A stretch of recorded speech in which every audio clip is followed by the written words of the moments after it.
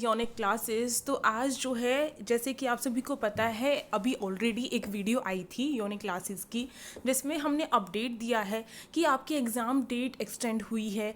और इसी के साथ साथ मैंने आपको बताया करेक्शन विंडो के बारे में कि कब ओपन होगी, कब आप करेक्ट कर सकते हैं। वो न्यू नोटिफिकेशन जो है उसी के अकॉर्डिंग मैंने बताया है। एप्लीकेशन जो फॉर्म है वो कब तक उसकी लास्ट डेट एक्सटेंड की गई है उसके बारे में बताया है, तो उस वीडियो को देख लीजिएगा। अब देखिए आज हम बात करने वाले हैं यहाँ पर SOSC की जो नेक्स्ट नोटिफिकेशन है, यानी कि आप सभी का जो चहीता स्टैम्प है उसको लेकर जो है ब्लूप्रिंट जो है वो यहाँ पर लॉन्च कर दिया गया, एक तरीके से कह सकते हैं हम। ये जो नोटिफिकेशन कह सकते हैं हम SOSC जो doctor BR Ambedkar school of specialized excellence हैं, उन्होंने क्लास 11th का जो ब्लूप्रिंट होता है उसी का मतलब यहाँ पर सिलेबस होता है। इसमें जो है एग्ज़ाम पैटर्न बताया जाता है, नेगेटिव मार्किंग होगी नहीं होगी इस तरीके से बताया जाता है। जो आपका एग्ज़ाम पेपर यानी कि जो मोड है वो किस तरीके का रहने वाला है, ऑनलाइन या ऑफलाइन। और इसी के साथ साथ आपको बताया जाता है कि जो आपका किस तरीके से कहाँ से कितने मार्क्स के क्वेश्चंस जो हैं पूछे जाएंगे। तो चलिए फटाफट देखते हैं। और आप सभी को पता होगा स्टेम जो है वो दो डोमेन में जो है डिवाइड है, यानी कि PCM और PCB।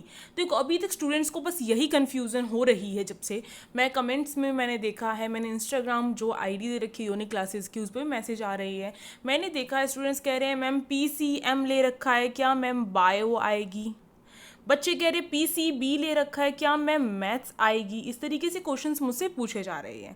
ठीक है, इस तरीके से क्वेश्चन आ रहे हैं तो मैं आपको क्लियर करना चाहती हूँ। मैंने पहले भी बताया था कि मैथ्स जो है ओनली एंड ओनली PCM में आएगी। क्या आपको इसकी फुल फॉर्म नहीं पता है?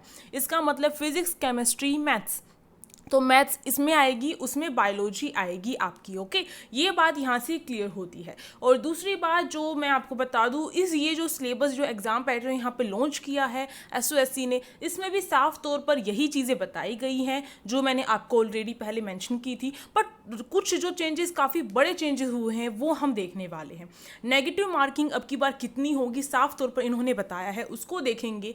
और मैं आप सभी स्टूडेंट्स के लिए एक नेगेटिव मार्किंग की अच्छे से एक्सप्लेन करके जो है एक अलग वीडियो भी लेकर आऊँगी, अगर आप सभी कहेंगे कि किस तरीके से हमें नेगेटिव मार्किंग को हैंडल भी करना है। ओके, तो अगर आप कहेंगे तो ही आएगी वीडियो।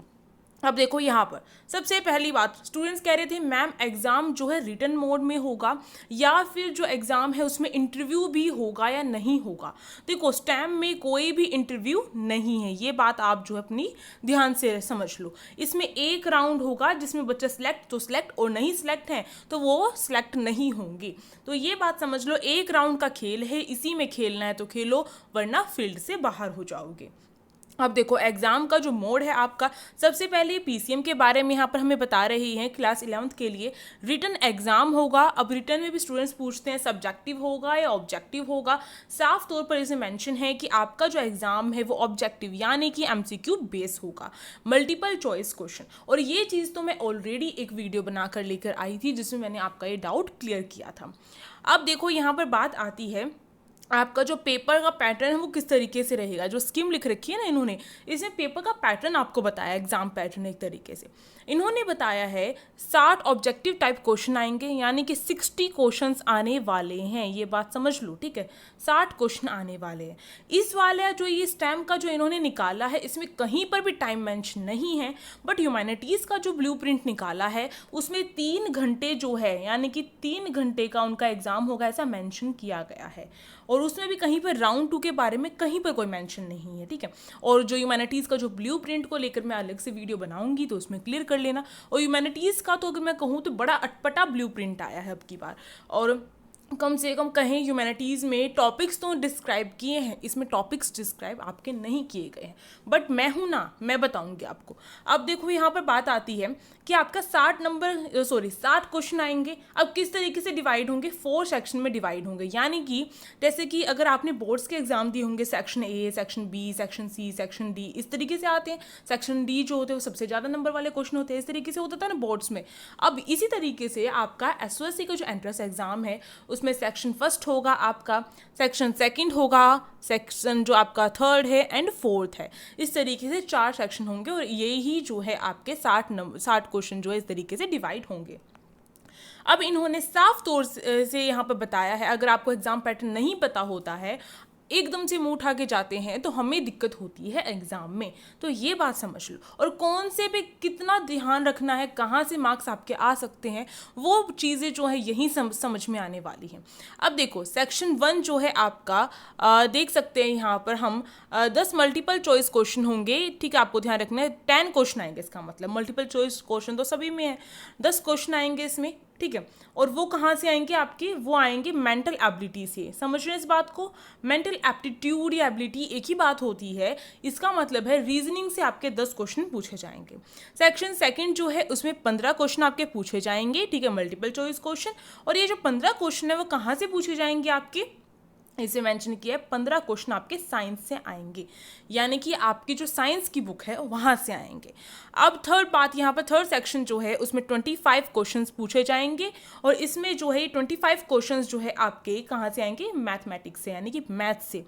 और यहाँ पर देखो सेक्शन 4 जो है 10 जो नंबर के क्वेश्चन है, यानी सॉरी 10 नंबर बोल दिया मैंने, 10 क्वेश्चन जो है न्यूमेरिकल वैल्यू टाइप क्वेश्चन आएंगे, ठीक है।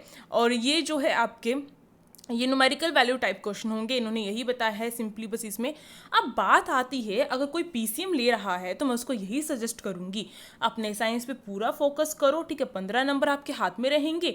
अब देखो मैथमेटिक्स की बात करें तो मैथमेटिक्स यहाँ पे सबसे ज़्यादा पोर्शन ले रहा है आपका, 25 नंबर मैथमेटिक्स यहाँ से ले रहा है पोर्शन। और 10 नंबर की जो रीजनिंग है उसे बच्चे इग्नोर कर देंगे, क्योंकि उन्हें लगेगा 10 ही तो, सॉरी 10 नंबर बोल देती हूँ बार बार, 10 क्वेश्चन जो है रीजनिंग के, सोचेंगे 10 ही तो क्वेश्चन है। अब देखो जिसकी मैथमेटिक्स वीक है वो क्या करे, मैथमेटिक्स को बिल्कुल इग्नोर नहीं करना है, थोड़ा बहुत करो जितना हो रहा है, ठीक है, और अपना फोकस जो ज़्यादा है वो साइंस और रीजनिंग पे रखो, और जो ये न्यूमेरिकल वैल्यू टाइप क्वेश्चन है इन पर रखो, ठीक है, समझ रहे हो इस बात को। तो इस तरीके से आपको करना पड़ेगा, और रीजनिंग को इग्नोर नहीं कर सकते, मैं बार बार आपको यही बोल रही हूँ। अब आगे चलते हैं, ये मार्किंग स्कीम जो है नेगेटिव मार्किंग वगैरह को लेकर मैं आपको डिफरेंट वीडियो में समझा दूंगी, नॉर्मली आपको बता देती हूँ, उन्होंने बताया है फर्स्ट सेक्शन में 4 मार्क्स का क्वेश्चन, एक क्वेश्चन 4 मार्क्स का होगा, और अगर एक जो गलत क्वेश्चन हो जाता तो 1 नंबर कट जाएगा, इस तरीके से बताया गया है। सेकेंड और जो थर्ड सेक्शन है उसमें 5 नंबर का एक क्वेश्चन होगा, यानी कि 1 question equal to 5 marks, okay, ये समझ रहे हैं बात। और एक जो है नेगेटिव मार्किंग, यानी कि एक क्वेश्चन गलत तो 1 नंबर कट जाएगा।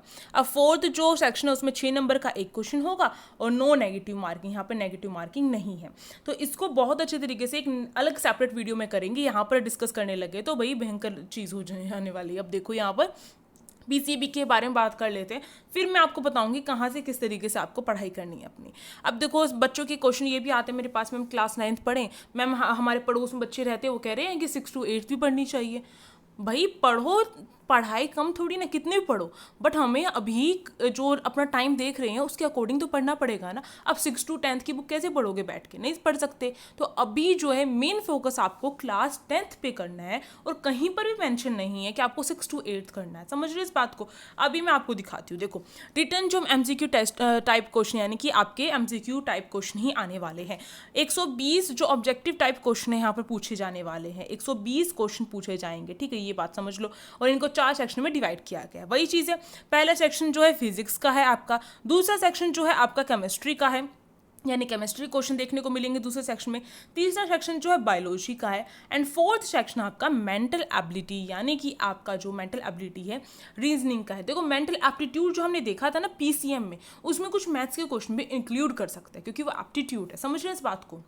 अब चलो आगे आगे देखो यहाँ पर, अब इन्होंने बताया यहाँ पर सेक्शन 1, सेकंड, थर्ड जो है इनमें 35 क्वेश्चन आएंगे टोटल, यानी कि 3 जो सेक्शन होंगे आपके उनमें टोटल क्वेश्चन कितने होंगे, 35 मल्टीपल चॉइस क्वेश्चन होंगे, ये बात समझ गए। अब देखो यहाँ पे बताया है जो सेक्शन 4 होगा वो अकेला कितने ले रहा है, 15 नंबर जो है वो लेगा। सेक्शन 4 कौन सा है आपका, यहाँ पर मेंटल एप्टीट्यूड है, समझ रहे इस बात को, सॉरी मेंटल एबिलिटी है, यानी कि रीजनिंग वाला जो पोर्शन है वो अकेला आपके जो है 15 मार्क्स ले रहा है, ये बात समझ गए।